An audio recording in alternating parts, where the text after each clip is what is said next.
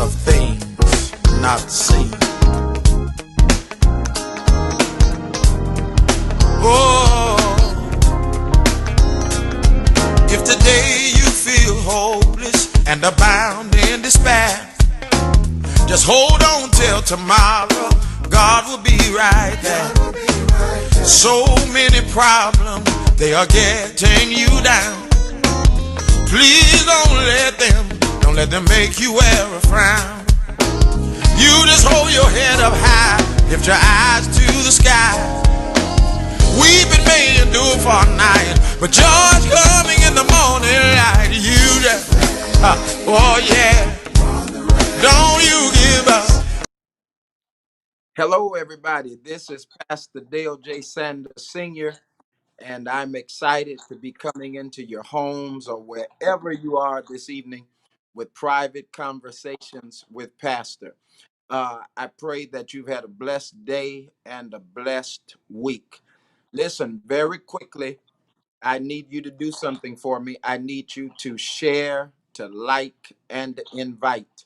I need you to share this show on tonight because we have guests who are coming into the room with us, and we're going to be talking about our community, talking about the events of the past week, and the African American male, the African American female in America today. So this is what I need you to do. I need you to invite your friends, invite family members, and certainly invite our church members to come into the room very quickly. It's going to be an interesting night. I know that all of us are heavy at this particular time. Grief and all kinds of emotions are running through you at this particular moment. Some things we thought we'd outlived, some things we thought we were past, but we are yet dealing with in America today. And so I think we need to talk one to another and play off of each other as we deal with what is happening in our nation today and in our world. Um, I'm excited because I believe in the worst of times, we're going to get the best of God, and He's going to see us through this dilemma. However, we cannot just depend on God or any other source to do for us what we should be doing for ourselves. And so we have to know what our role is in this current day, in this world. And the bottom line is we cannot afford to be lazy. We cannot afford to sit back and ask someone to do for us what we should be doing for ourselves. Tonight, we're going to talk about COVID-19 and how it's affected our communities. And then we're going to talk about what has happened in Minneapolis, Minnesota on this week, this firestorm that has this powder keg, I call it, that has erupted and has just caused a backlash across our nation from city to city. We have been watching the past few days as there is rioting and looting. So much is going on, but we can't talk about the reaction without talking about the actions. We cannot talk about what our people are doing and what the protesters are doing without talking about what has sparked this reaction. Um, if you've been watching the events of the past week, that we are in dire times. So tonight, I have several guests who are going to be sharing with us. First, I have attorney Elroy James, Elroy A. James from the city of New Orleans, who is going to be sharing with us. I know him personally. He is a deacon in training at our church and a friend of mine and a practicing attorney. And so he's going to chime in tonight with this conversation. and he's an African American male. So I wanted to get his perspective tonight on what is going on in our nation. And then, of course, we have attorney Nandy Campbell. She is going to share with us on tonight, and we're excited to have her in the room. She's going to bring another perspective. She's an African American female and an attorney. And so we want to definitely hear what she has to say tonight. And I pray that you're going to be blessed. So, again, let me ask you very quickly, get someone in the room, invite, invite, invite, share. Somebody out there host a watch party so that many, many others can hear what we have to say on tonight. All right, let's welcome them in the room. Attorneys Campbell and James, how are you all tonight? Good evening. Good evening. Good evening, Pastor. I'm great. All right, it's good to have you all tonight. I want to thank you for coming to share with us tonight and being with our guests. I think we're having some difficulty with Miss Campbell's camera at this time. Hopefully, we get her back in this shot. Um, all right, are we good? Okay. All right. Well, I want us to talk tonight. First of all, there we go. There we go. Listen, I want us to talk tonight concerning what has been happening for the past 2.5 months. Uh, we were already dealing with a pandemic. We're already dealing with a pandemic. COVID-19, coronavirus has come into our nation and is really just dealing with us in a raw way. And to add insult to injury, the African American community has been more affected than any other community has been affected. And so I want us to talk tonight about your feelings and how Yeah. we are managing during this time. Attorney James, let's talk tonight about this COVID-19 and how it's Yeah. affecting our community. Yeah. Pastor, I have the unique position of being the president of the Zulu Associated and Pleasure Club also. And we certainly have had our share of sicknesses and diseases as a result of COVID-19, actually. But I think overall, what I think this pandemic has done is pull the veil off of something that many of us already knew, and it was the issue of lack of health care in minority communities, and particularly in our communities. And so I think it's something that we should have anticipated. And while I think we are not comfortable with the outcomes, I think it's something that needed to happen to start a larger conversation about how to provide quality food and quality healthcare to our people. Okay.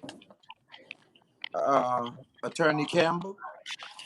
Yeah, I want to just follow up with that, with kind of highlight some things that we take for granted as being a norm thing, like going to see the doctor on a regular basis, are things that people with economic challenges have problems with doing, right? So if you have a mother who's working multiple jobs, she is probably not likely to go see a physician every year and probably cannot get diagnosed. I remember during this period hearing stories of people who found out for the first time that they had underlying disease with the appearance of COVID. So it goes to show you that we have an economic issue in the African American community. Of course, it impacts us greater, and we have to have a discussion about what that means and how it correlates to living wage. Right, a lot of people are working 2 or 3 jobs to make ends and don't have the time to take a day off to go to the hospital. So we have to have a conversation talking about everything and not just, oh, you people need to take care of your bodies and get up and jog every day. It's not that simple. And so we have to ensure that when we're having these conversations, we are connecting the dots and people are not just kind of, the default is, you are a group of people who are just simply unhealthy, because we know that that is not true. That's right. That's right.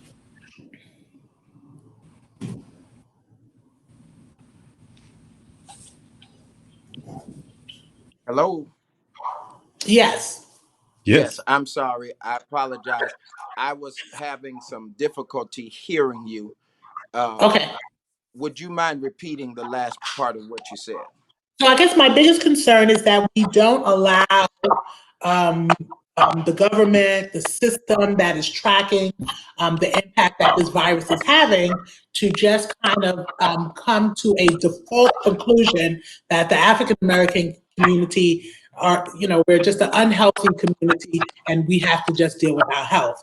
We have to force them to have a conversation, a full conversation about what leads to us having more health issues in a normal community. And I think it goes to lack of education. It also goes to lack of living wage, and the access to healthcare, access to healthy foods. And so we have to make sure that the conversation is full and that they're not just shrinking the conversation to just be unhealthy people. Correct. Well, what do you all feel about what is being talked about now with Dr. Fauci and others about this second wave? What do you think we have to look forward to as it relates to being dealt with again with this virus? Yeah. Yeah. So, go ahead. Go ahead, Ms. Campbell. I'm not a health official, so I want to start off with that. And so the second part I want to talk about is the way it was handled in the city was amazing. The mayor's done a great job. I think that we have to tune into our privilege and our inability to follow those rules and stay at home. There's some conversation about phase 2 being pushed back because of our inability to follow the rules of phase 1. And so as I observe people kind of be free, or the city open up, and I observe people being selfish and not following the rules to the core, we should expect that we will not only have to deal with the 4 waves, but I am concerned with dealing with a spike based on the fact that people didn't roll out phase 1 accurately and based on what the mayor asked us to do. Well, after all of the deaths we've had in our community and all of the sickness, all of the persons who've been hospitalized, who have thankfully made it back home from dealing with this disease, why do you all think so many of our people are still not taking this seriously?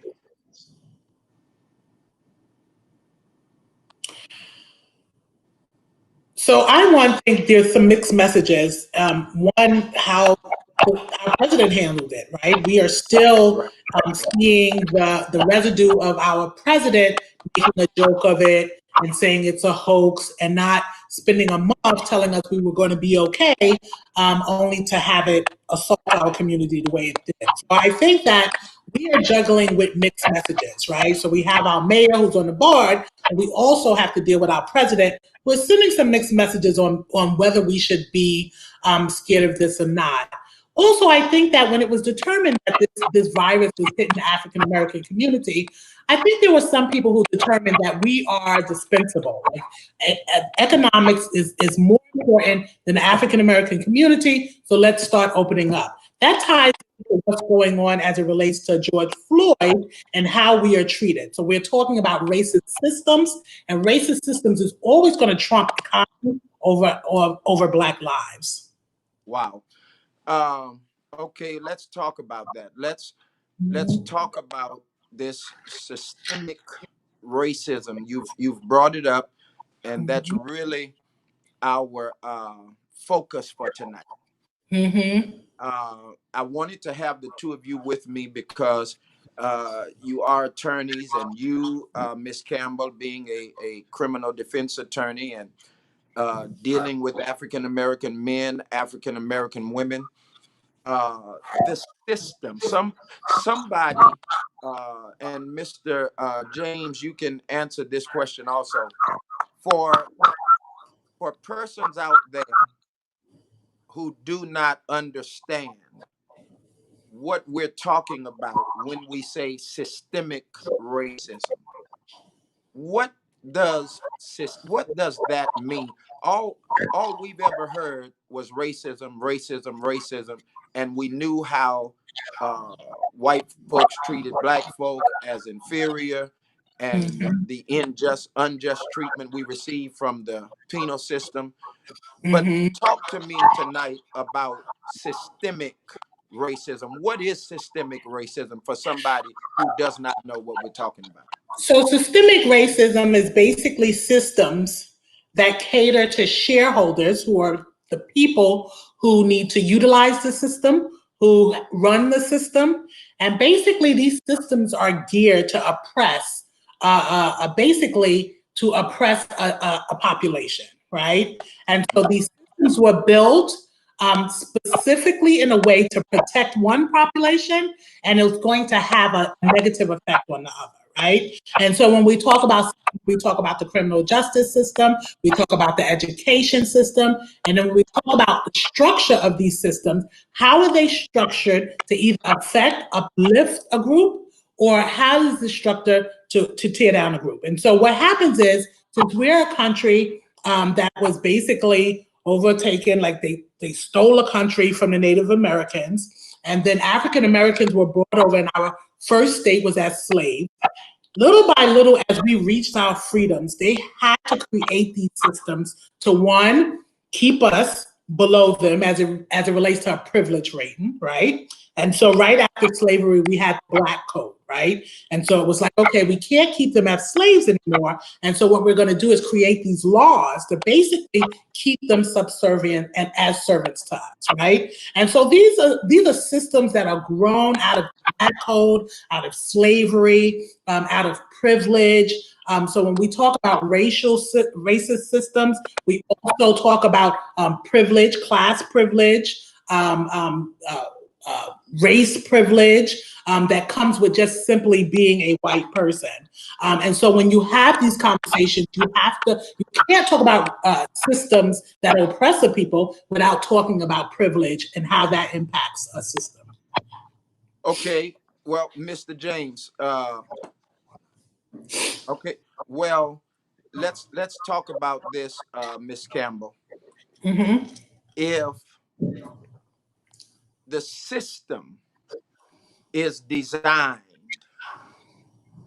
to negatively impact African Americans, what power do we have to begin to deal with the systemic racism that we're confronted with every day, and to try to make some headway to get beyond this system? What do we have to do?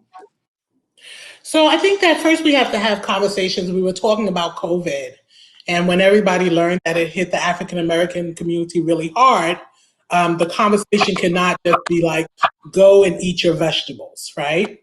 And so when we talk about the system that enables a group of people to be negatively affected by a virus, we have to first talk about our education system. Where do people learn about the foods to eat? What's healthy foods, what's bad foods? Then we talk about living wage. People are not allowed to or cannot just work one job. They have to work 3 jobs. And so if I had a choice of taking a day off of my work and not getting paid and going to the doctor, but not being able to pay my bills, right? And so currently, there are systems in place that will always keep people who are disadvantaged economically, meaning they are poor, and they're going to be the ones who are the most unhealthy because they have an inability to go and check their health. And so that goes to the criminal justice system too. And so we can look at different ways that are part of the system that works towards the most oppressed people in this country, right? And so it's ironic that we're dealing with the Minnesota stuff right on top of the coronavirus, because now we can have whole conversations about how there are several systems combined that oppress African Americans in the country. Okay, the Minnesota dilemma, I call it, that has presented itself to us on this past week. Mr. James, when you watched that private citizen's video and you see what took place for 8 minutes and 46 seconds with Officer Chauvin with his knee on the neck of George Floyd, just basically looking like he was comfortable doing what he was doing and unconcerned about the repercussions. What came to your mind upon watching that video?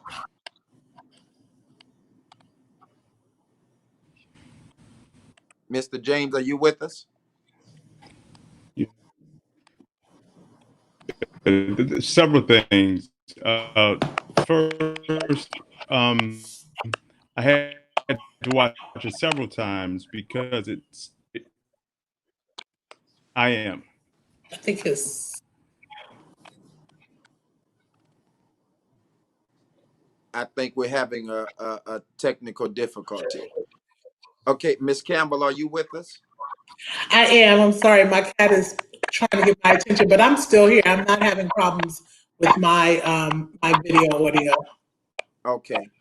All right. Well, did you hear my question to Mr. James? I did. So let me just back up a little, because prior to the Minnesota incident, we had Ahmaud Arbery, and there was also video of that murder. Correct. And then we also have Brianna Taylor, right? And so we have a series of events going on as it relates to the murder of unarmed African American individuals, 3 in a matter of a couple of months. And so the first thing that came to mind, as you mentioned in your question, is the cavalier look and attitude of this officer as he snuffed out this man's life. He had his hands in his pockets. He was not focused on Mr. Floyd. He was facing the camera. It's really interesting because he was not fearful that he was being recorded. Automatically, when I saw that, I knew that he had prior, probably had gotten away with them because of his cavalier attitude. It was really clear that he had no value to this man's life or what he was doing. And the most alarming part about this is, as he is doing it, it's several officers standing around observing it, right? So we not only have to talk about the actions of an individual, we go back and have to talk about the actions of the whole police force and policing in general. How we as a community, as police, as opposed to how the communities are policed. Can you hear me, Pastor? I can hear you now. Yes. Okay. When I first saw the video, 2 things came to mind. First of all, I felt a little bit uncomfortable that the officer found himself comfortable with me on another man's neck, right? Mm-hmm. So I watched it first to see how long would he be in that position before he realized that there was something unusual about that placement of your knee. And then, it's like my colleague said, I immediately looked at the first video, showed one officer. I watched the behavior of the single officer to try to figure out whether or not that officer thought this position and this behavior was comfortable or acceptable within the realm of law enforcement and policing. I think we're Mm-hmm. gonna.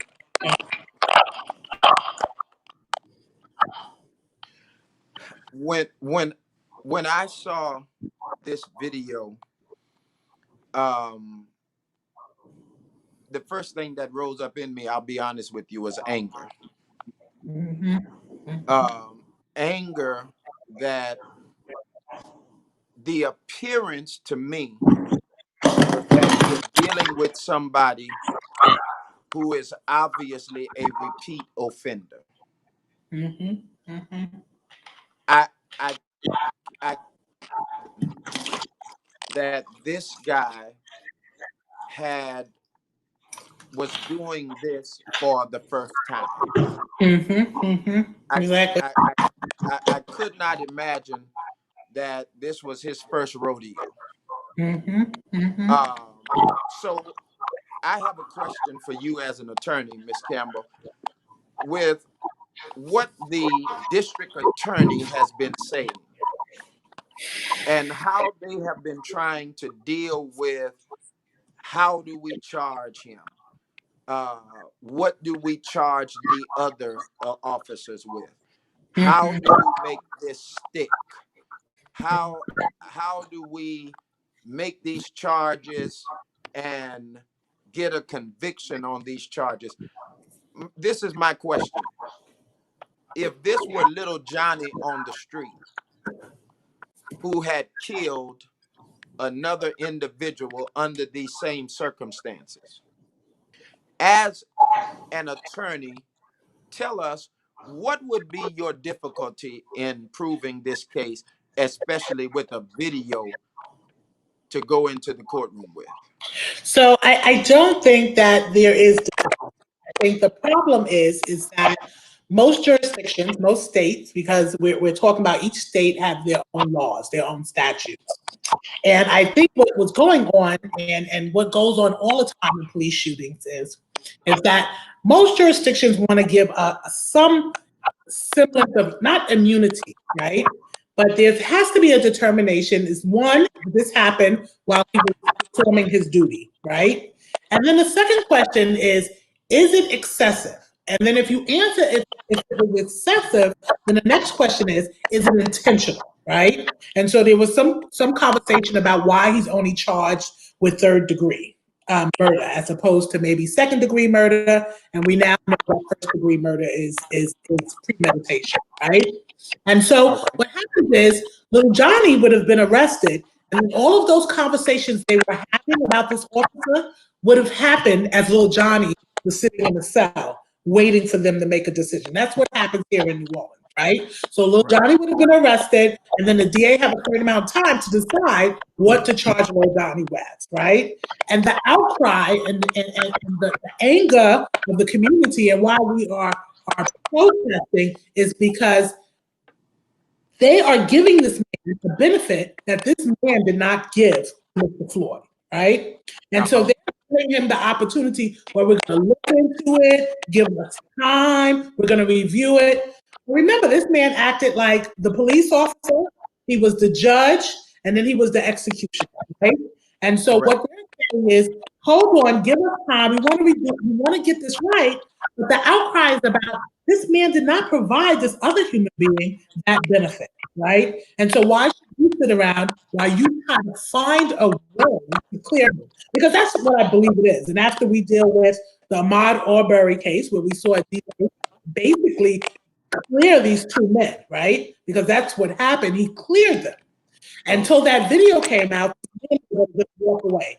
And the same thing with Brianna Taylor, there has not been a arrest for the case. So basically what they have done was found a way to clear the police officers. So I think that what happens in this country is the killing happens, and then there's a period in between where unfortunately you have police forces, you have politicians who say, we are going to then try to find a way to clear this police officer. And so that's why we see time and time again, these protesting, we see arrests, what I like to call empty arrests, right? And time again, what we see is acquittal, because I don't think prosecutors are really passionate about prosecuting police officers, even with the video. Okay, so how, now that Officer Chauvin has been arrested, how do we reconcile there being no charges for the other officers with this in mind? Let me preface it by saying this. If I were with some other fellas tonight who committed a crime, does not the law make provisions for me to be dealt with as an accessory to that crime?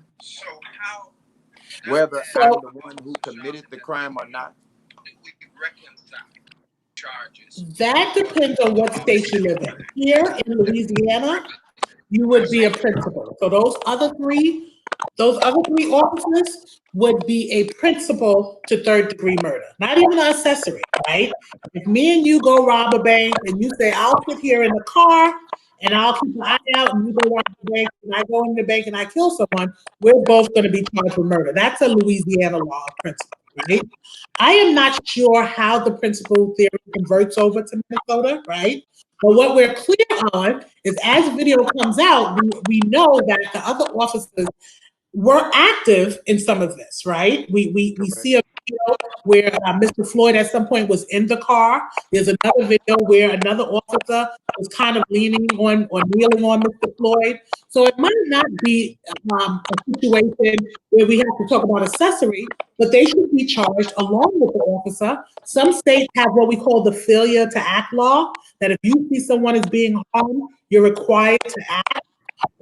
I believe that all police officers should be required to act. I think they take an oath to protect and serve.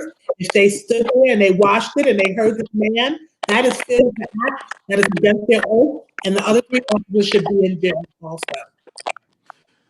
Okay, I have 4 children, but 3 are at home with me. Mm-hmm. 19-year-old daughter Mm-hmm. who's driving. Mm-hmm. I have a 17-year-old son who's driving. Mm-hmm. I have a 13-year-old who too has friends of other persuasions. Mm-hmm.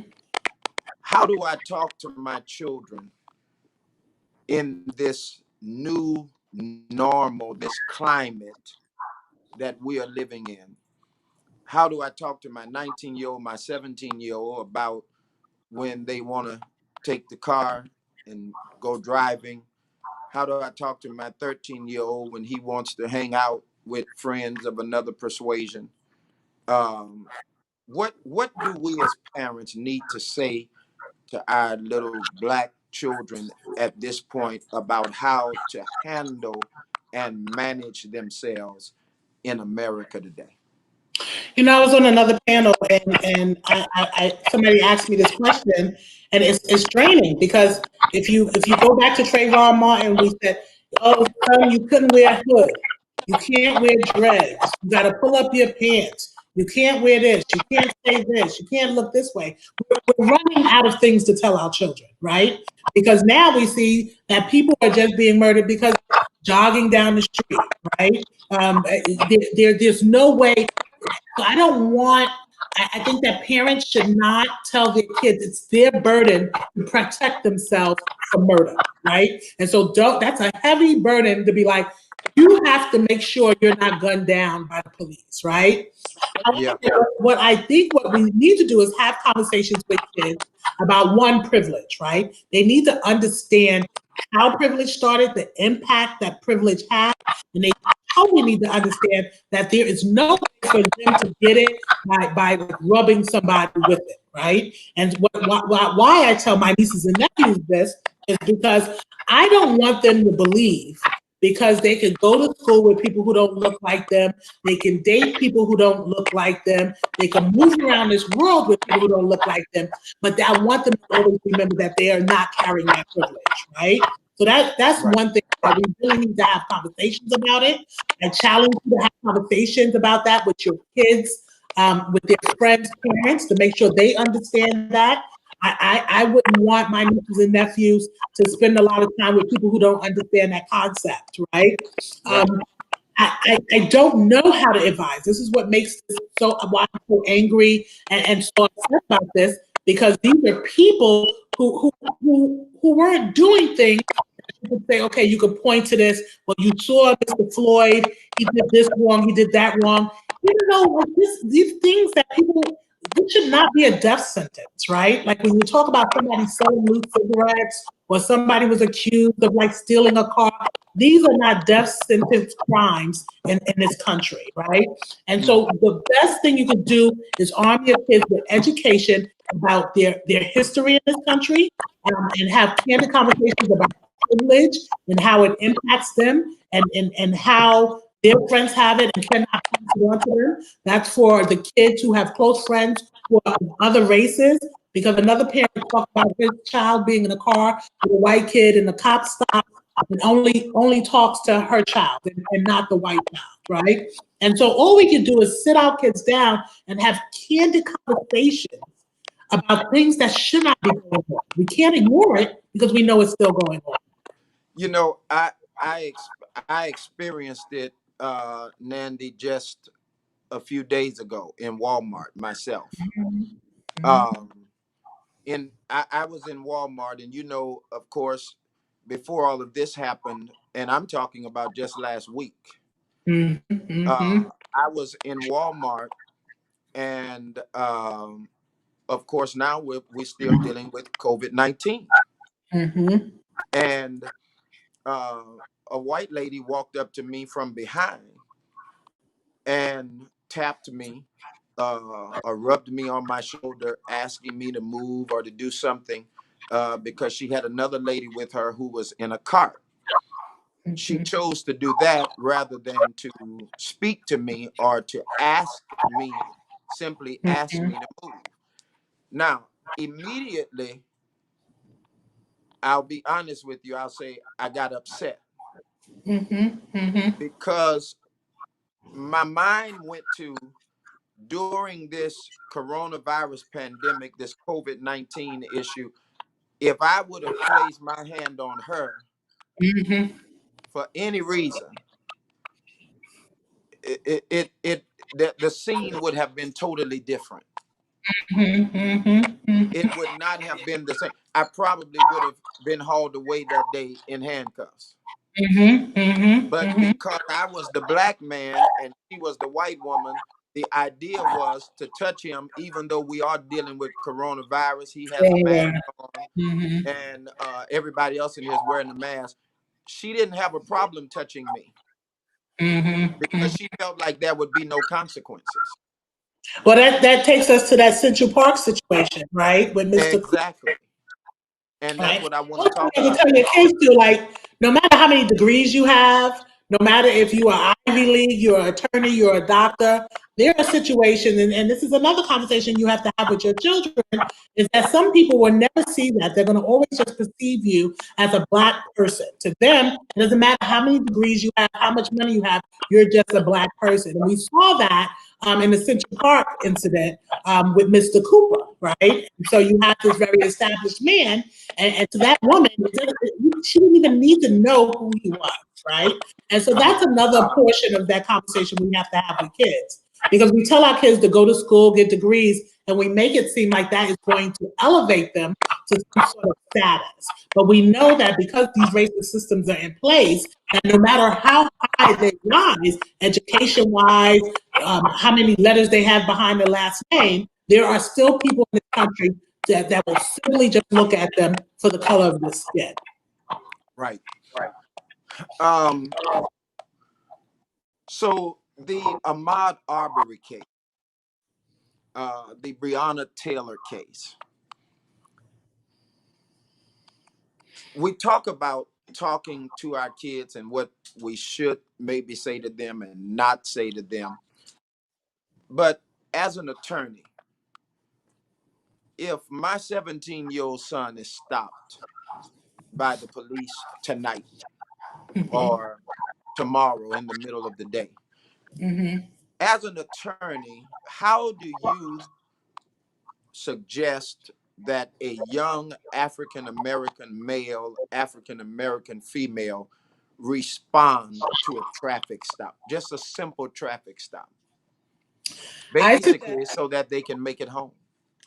I am going to suggest, I will tell you what I tell my nephews.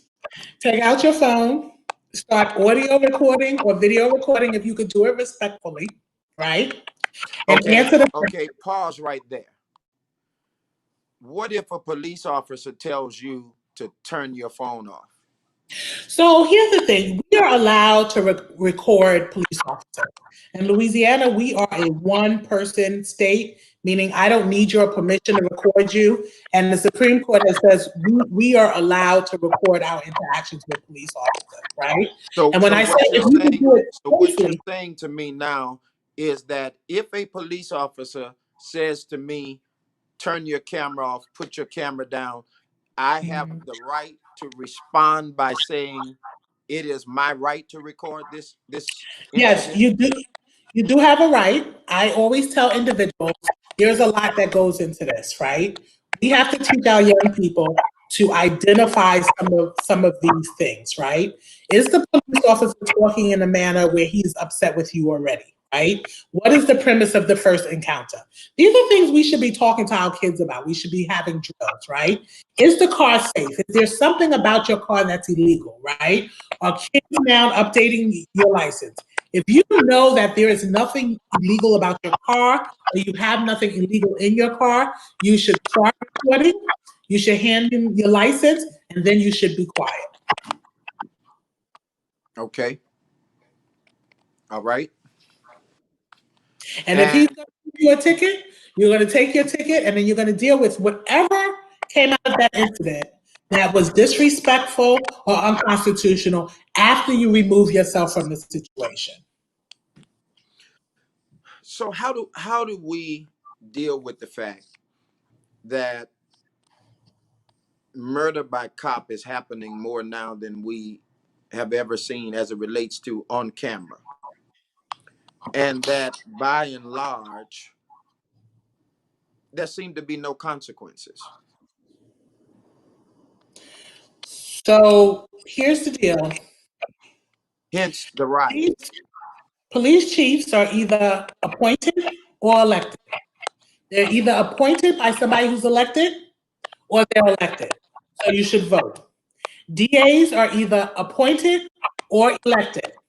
Appointed to somebody who has to be elected or elected. So therefore we should vote. You understand?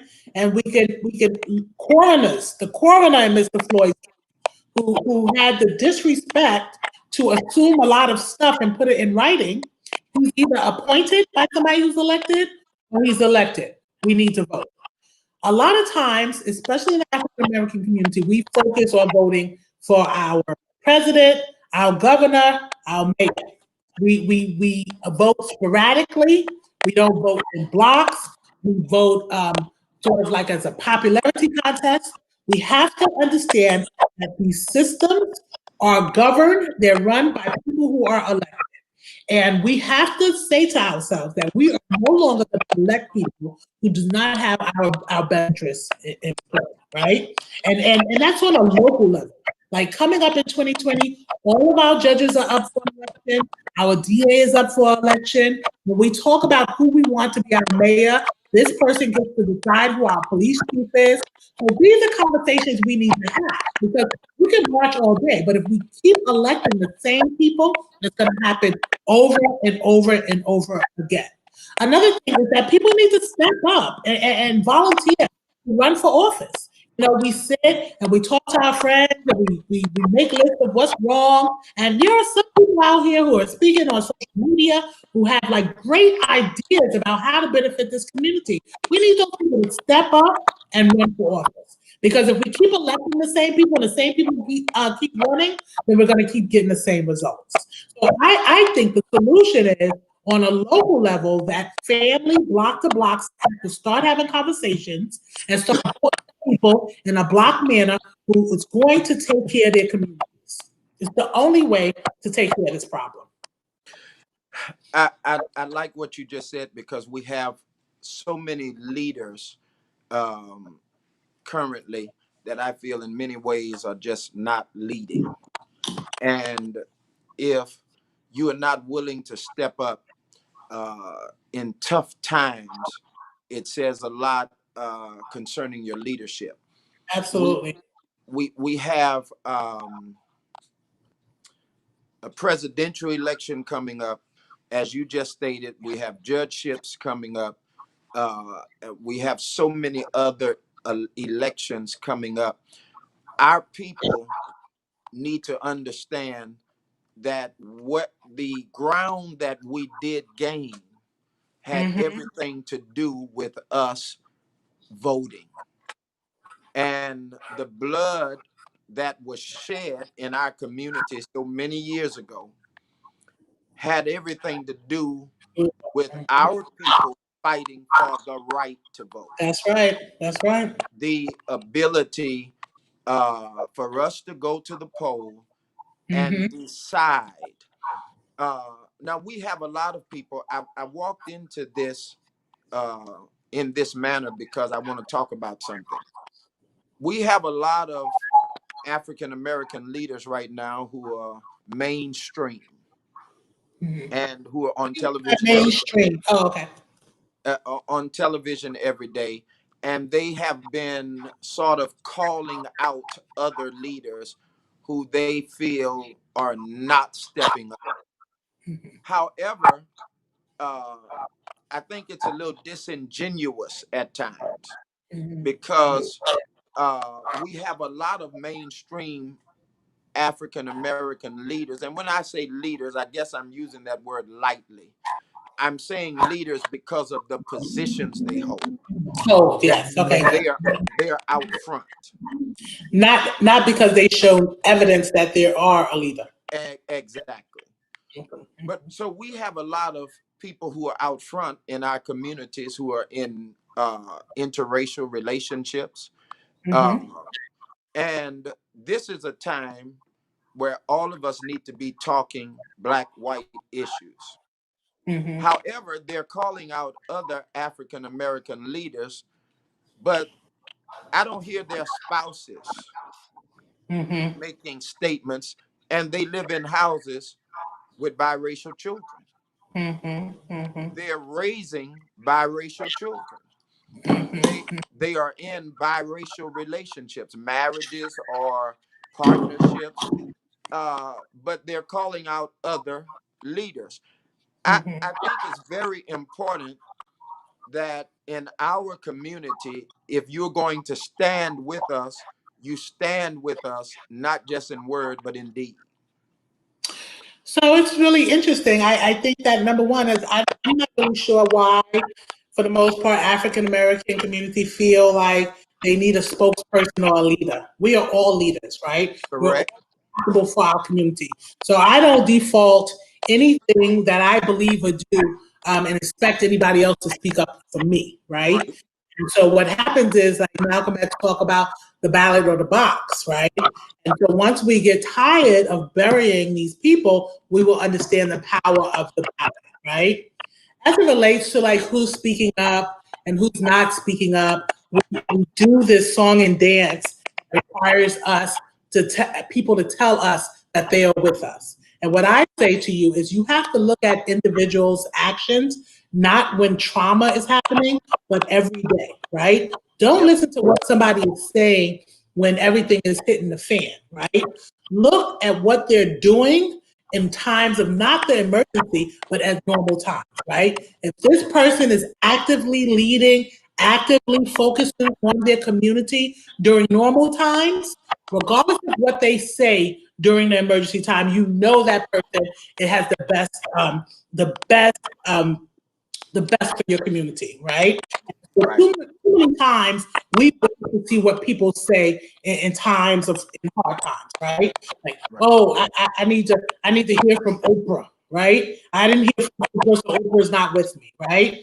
And so too many times we look and we allot these people and we pull them up on a pedestal. And we're the ones who said they're leaders. And what I'm saying to people and what I'm saying to heads, you lead your household, you lead your community, you lead your block, you lead your corner of this world, right? And so that we're not always relying on celebrities, on people who have said they are our leaders. Like I don't want a self-appointed leader, right? And so we have to get out of this notion that there's this one person leading the African community along, right? And go back to our roots, which says that the village takes care of the village. Now, Attorney Campbell, Mm-hmm. on a lighter note, everybody's listening to you, and they hear this accent. Tell everybody where you're from. So I am originally from Brooklyn, New York, and I have to say I've been here since 2008. But I am born and raised in Bed-Stuy, Brooklyn, and I think Brooklyn has a really specific accent. When people say, "Oh, what's that accent? Is that a New York accent?" I tell them it's a Brooklyn accent, and so I came here in 2008, and no matter how hard I try, I can't get rid of my accent. So it's with me. Although I bought a house in New Orleans. I've been here for 13 years. I love my city. I'm going to be here until y'all drag me out. Um, y'all going to have to listen to this Brooklyn accent. It's not All going right. anywhere. So that means you still have a lot of family in New York. Yes, yes. My family is still based in Brooklyn. Mm-hmm. How has your family been affected by the virus? So it's been pretty hard. We lost our aunt. Um, she was elderly and she had some underlying issues, and so we lost her. We just had a virtual graduation ceremony. We had about 8 graduates in my family this year, and so Brooklyn is getting hit hard because a lot of people don't understand after 9/11. A lot of people who had homes in Manhattan kind of came over and took over Brooklyn, and so there's a lot of people. So they are hanging in there. They are, trying to stay safe. We're communicating with each other. We're praying. We're trying to do the right thing. And so hopefully it'll remain that we do not lose anybody else in my family. Great, great. Asking. Listen, I want to thank you for coming in tonight. I'm sorry that we lost And James, but I want to thank you for coming in tonight. I really wanted us to talk about the African American male and the African American female in dealing with 2 pandemics, dealing with coronavirus and dealing with racism as we know it in America today, this systemic racism. I want to say to everybody who's listening that we have an obligation, as Attorney Campbell has said, we are all leaders. I've been talking about this at our churches prior to all of this taking place. Uh, I've talked about the fact that all of us are leaders because all of us have influence. yeah, yeah. And our influence is meant to be positive influence, to influence other people, but also to help catapult ourselves to a place that we are not yet occupying. And so I want to encourage all of our African American males, all of the African American females. We start calling names tonight. We've talked about Brianna Taylor, the young lady who was shot by police in Kentucky. Um, And we've talked about Ahmaud Arbery. We've certainly talked about George Floyd. One of the things that we have not talked about that I do want us to address, you hit on it just a bit, and then we're gonna leave out of the room. I want us to talk about the leadership that we are currently experiencing in America, or the lack thereof. And what do we have to look forward to if we do not go to the polls, if we do not see the necessity in us doing something to better ourselves, to better our country? What do you feel the next 4 years are going to look like for America? So let me just start. I'm a judicial candidate, so I cannot endorse anybody. So I'm going to Correct. be cautious with how I say this. Yesterday, our president said that MAGA loves the Black people, right? Yeah. And MAGA is Make America Great Again. If your Correct. president believed that you were a citizen of America, then you would be included in this MAGA, right? The fact that he says MAGA loves Black people specifically say that you are not even included. To him, you're not even a full citizen because you're not even included in this Make America Great stance, right? And to me, that should be enough to say, I want a president that counts me as a full citizen. I want a president that believes that I'm entitled to the same rights and the same everything that the other citizens get. And so if people decide that they are just going to let this slide, don't get out to the polls, what we can expect for the next 4 years is the pushing of white supremacy.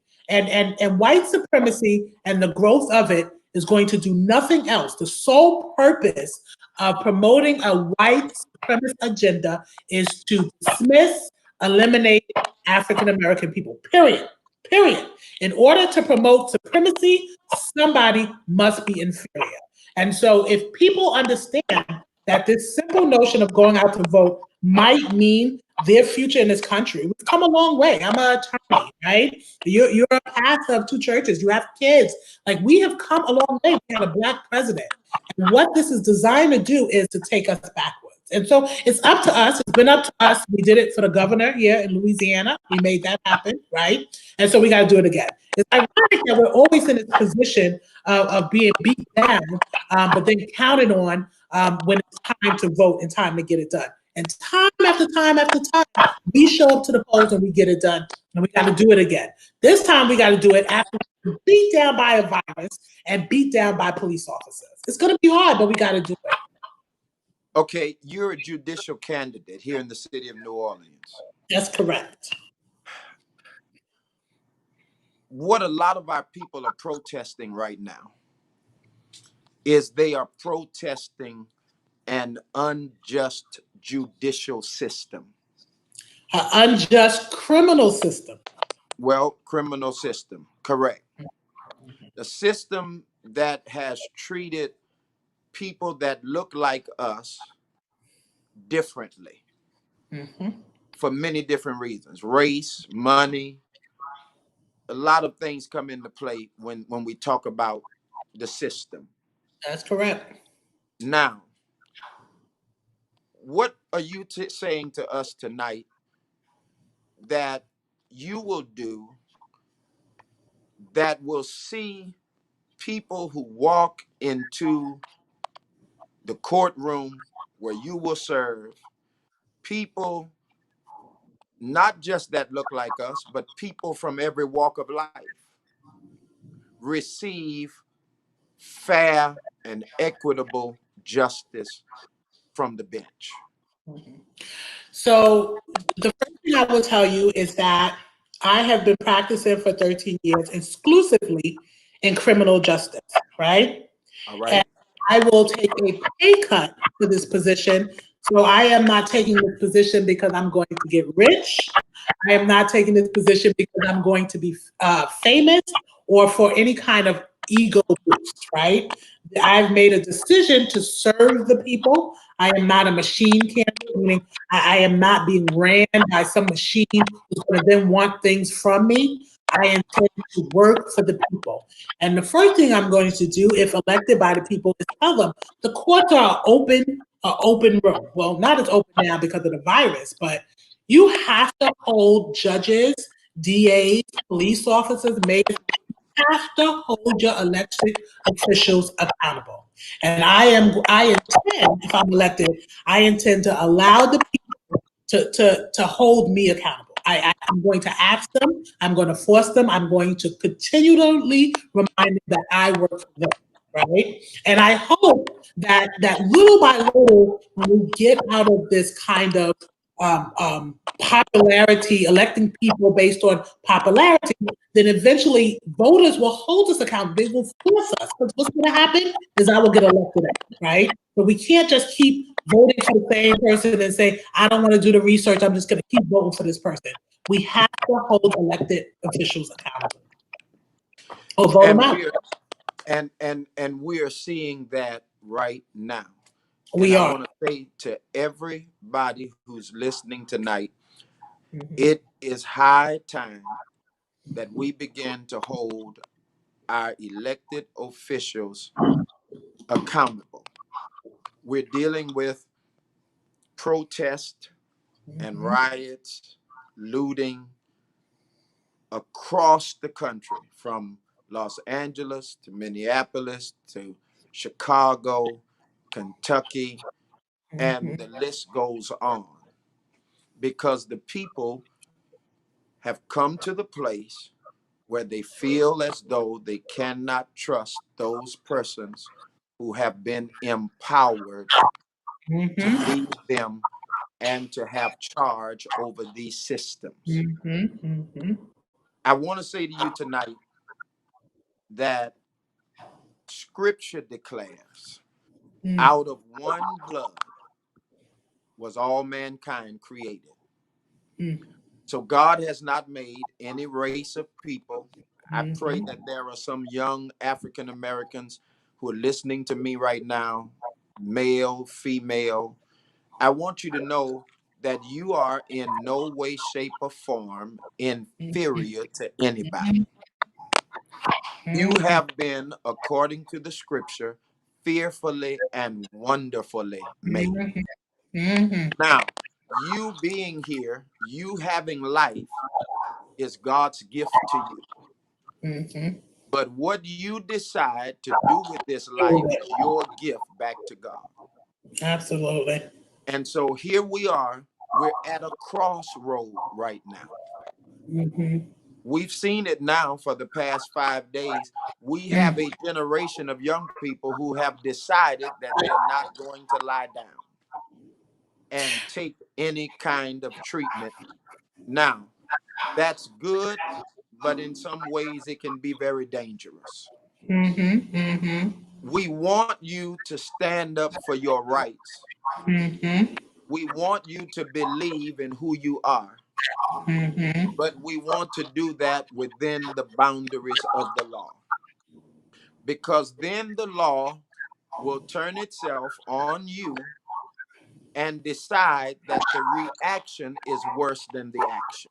Action. Mhm. And so here we are at a crossroad. And what we need to do at this point, number one, Attorney Campbell said this earlier, that number one is pray Mhm. and believe that God has a better solution to the ills that plague us Mhm. Mhm. than rioting and looting. Mhm. Number one, as Miss Bottom said in Atlanta, we have to be very careful, because in doing what we're doing right now, we're injuring ourselves. We're hurting Black-owned businesses. We're turning the sword on ourselves, and that should never be our intent.